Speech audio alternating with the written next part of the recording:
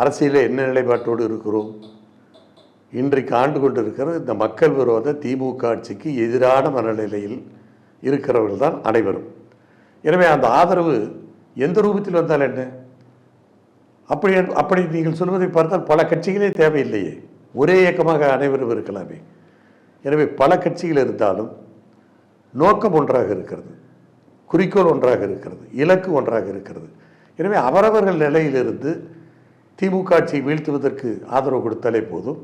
திமுக எதிர்ப்பு மனநிலையில் இருக்கிற கட்சிகள் தனித்து நின்று இந்த எதிர்ப்பு வாக்குகளை பிரிக்காமல் இருந்தால் அது அந்த அவர்கள் நினைக்கிற குறிக்கோளுக்கு, நோக்கத்திற்கு, அந்த இலக்குக்கு குந்தகம் இல்லாமல் இருக்கும். அப்படி தனித்து போட்டியிட்டால் வாக்குகள் சிதறும். அது ஒருவேளை திமுகவுக்கு சாதகமாக கூட ஆகிவிடும். எனவே அதை தவிர்க்க வேண்டும் என்பதுதான் எங்களுடைய நோக்கம்.